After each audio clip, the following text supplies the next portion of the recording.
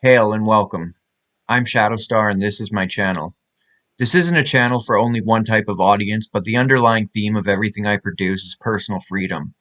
We can't control what others say or do, but we can control how we react to it and what we say and do. I have little to no egoic attachment to the left or right wing of politics. I'm a lot more concerned with libertarianism as opposed to authoritarianism. I don't care whether you're on the left or right wing, but my content is for those who are anti-authoritarian. As such, I will criticize people on both the left and the right. That being said, I tend to go after people on the left. Why is this? Because the left wing is the dominant force in the media, in our educational system, in pop culture, on every big social media platform, in Hollywood, in academia, and even in big tech. Now, the left wing isn't a monolith. The people I criticize aren't the classical liberals or the social liberals. I criticize the Marxists, the neo-progressives, the intersectional feminists, the socialists and communists, the anarcho-communist extremists like Antifa, By Any Means Necessary, and the Black Bloc, also the racial Marxists like Black Lives Matter, also the Tumblr crowd who think it's transphobia to be turned off by trans women who have penises as if sexuality is something you can control. The reason I go after these people basically boils down to censorship, collectivism, segregation, witch hunt mentality, cancel culture, hypocrisy, and the tyranny of the mob. If this were the early 2000s, I would probably go up more after right-wing Christian fundamentalists for basically the same reasons. There is a cultural war going on right now, and the individualists are being constantly censored, slandered, and deplatformed. The Young Turks released an episode with one of their hosts laughing at a man who was brutally raped for days straight. This man did try to rob his rapist, but once she had him detained, she could have called the police and had him charged. Instead, she decided to brutalize him in such a way that he'll be scarred for life, and she was celebrated as a hero. Yet the Young Turks suffered no consequences. However, when Leafy released too many videos with Pokimane in the title, his account was deleted with no warning. He got 3 strikes at once, and they straight up just yeeted him off the platform. When Monkey Jones made fun of Elliot Rodger, his account was deleted with no warning too. Sargon was kicked off of Patreon for calling Richard Spencer a nigger. Mr. Medicare got demonetized when he had no content on his channel for, I suppose, content he used to have on his channel. Oh, hi, Mr. Medicare. Oh my god, so formal. They even called me Mr. During a recent review, our team of policy specialists carefully looked over the videos you've uploaded to your channel, and we found that a significant portion of your channel is not in line with our partnership program. As of today, your channel is not eligible to monetize, and you will not have access to monetization tools and features. Please go to your monetization page to read more about the specific policy our specialists flagged. Well, this is difficult news to swallow, but if their specialists hand-flagged these videos, they must have had a reason. I'm sure it's tough news, but gotta roll with the punches. Let's go find out exactly what the violation was so I can learn from it to become a better content producer on this amazing platform. Account status currently ineligible for monetization. Here's why your channel wasn't approved. Reused content. Repurposing someone else's content without adding significant original commentary or educational value. But you can reapply in 30 days on December 4th, 2019. Oh, it's a lot of pressure. I've got a whole 30 days to go through my enormous catalog of videos to see if I can reapply for monetization. It's going to be tough. It's going to be arduous. But it's a task I'm up to. I'm going to look through all my videos to see which ones that weren't compliant with this specialist that works for YouTube. They must have seen something I overlooked. Where can I begin my journey? I know. I should go look at my uploaded videos and just start going through them one by one. Oh, wait a minute. I don't have any fucking uploaded videos. There's 0 videos on my channel. But that can't be right. Clearly the specialist knows better than I do. I don't understand what's going on here. Oh, that's right. Back in August when I had some videos taken down for bullshit reasons and decided to delete my entire video archive on YouTube. That's why there are no videos currently available on the channel. You can even find the specific date that those videos were removed based on the Patreon post that I put up going over the details of it, or through the metrics available over on Social Blade. And those aren't privated videos, they're deleted videos, as in there's nothing on the channel, no unlisted video, no private video, just nothing, not zilch zero. Well, it seems I've got a bit of a conundrum here. A YouTube specialist flagged my videos saying that I was reusing other people's content, and yet there are no videos, so there couldn't possibly be reused content to begin with. So it's not like that monetization came in handy. It's not like I had super chats coming. Oh, wait, the super chats. Well, YouTube's a trustworthy and reputable company. Surely I'll get that last payment from the previous month's live stream. Oh, what's that tweet say? Oh, it seems the exact opposite of what I thought is true. That when your channel is demonetized and you're thrown out of the partnership program, they just keep the money. It sits in a bank account, accruing interest. And then maybe, if you somehow ever get remonetized, if you're ever allowed back into the partnership program, maybe then, potentially, 2 months or two billing cycles from that point, maybe you get paid. That would be like if you wanted to steal a chocolate bar, so you put it in your pocket, then decided not to, put it back, and still got charged with shoplifting. Alex Jones was kicked off of YouTube and Twitter for his extreme opinions and beliefs, but it's totally fine for YouTubers to say that all white people are racist and every man is a potential rapist. Mr. Medicare and Sargon are both demonetized. Leafy is permanently banned. Alex Jones is banned from every mainstream platform. But Kira the Wolf, an animal rapist and necrophile, is still monetized and verified on YouTube. Fox News can speak controversially about the virus because they're a multi-billion-dollar corporation. But if I shared similar opinions, I'd be banished. This is insanity. It's a biased double standard that spits in the face of freedom of speech and thought. And because of this, the supposed victims who are oppressed and marginalized are actually the most privileged in society, where the people they accuse of being oppressors are socially and even systematically disadvantaged. If your skin is white and you have a penis, your opinion isn't as valued as much as someone who is female, has darker skin, and is attracted to other females. Why can't opinions be judged on their own merits? Why do the arbitrary characteristics of the person espousing them even matter? The people who place equality above freedom are on a fool's errand. Their goal is impossible to reach. Because in order for them to reach their goal, human rights must be abolished and personal freedom cannot coexist with their plans. Social justice, the very concept, is a fallacy. Society has always been hierarchical.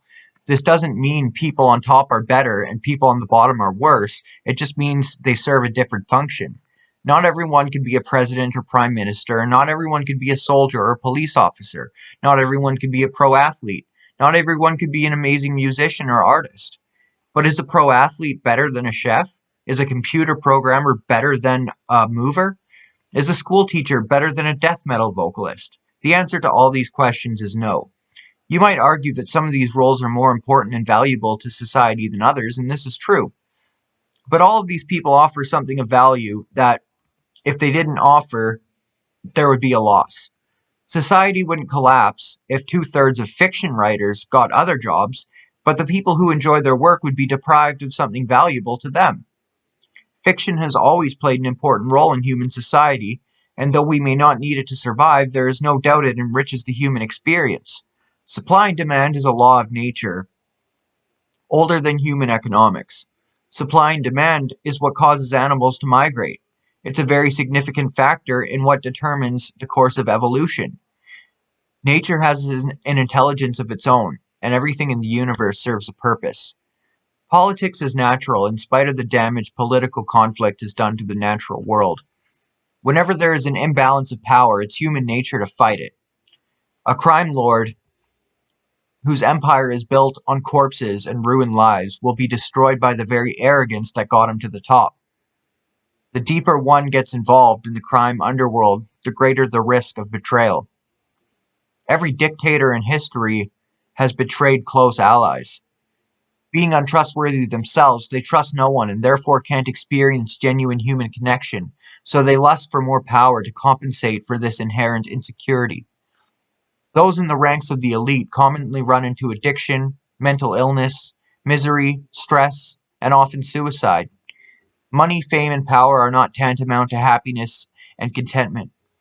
Bill Cosby was rich enough to afford any prostitute he desired, and famous enough to have a good chance of picking up an attractive woman at a bar, yet he still resorted to cowardly tactics of rape. Jimmy Page from Led Zeppelin had groupies throwing themselves at him constantly, but he still chose to groom a 14-year-old girl. There are giant churches pulling in 5 to 6 figures in their weekly tithe. But the ministers choose to live in luxury rather than feeding the poor, sheltering the homeless, healing the sick, clothing the naked, getting children out of prostitution and slavery, building schools in places where education isn't available, and so much more they could be doing with their money. And no, that wasn't just a random tangent. Pushing back against tyrants isn't only about defeating an enemy and taking out a threat. It's also about helping the very people we're fighting back against. At the height of the popularity of the anti-SJW content on the internet, the focus was putting them in their place, exposing their lies, and refusing to bow down to the tyranny of the mob.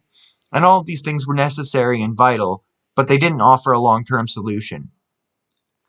The typical SJW in their early 20s who just took gender studies and makes a living complaining about other people's creations online is a victim of subversive indoctrination into Marxism and postmodernism.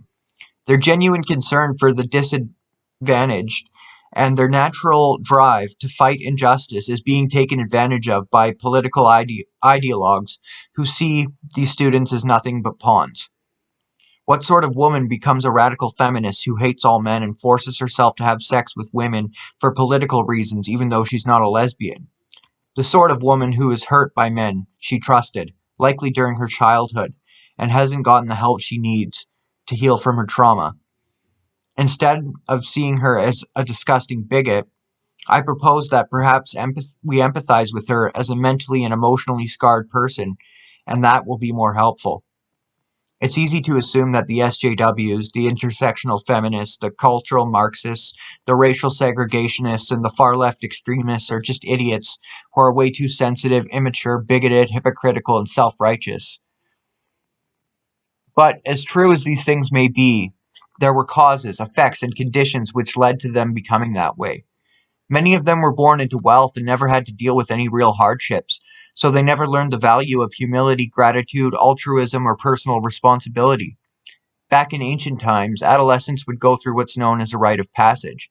In essence, they would face death or some sort of ordeal ritually, which would cause a shift in their consciousness in a way that led them to take personal responsibility for themselves, their tribe, and the very land in which they dwelled.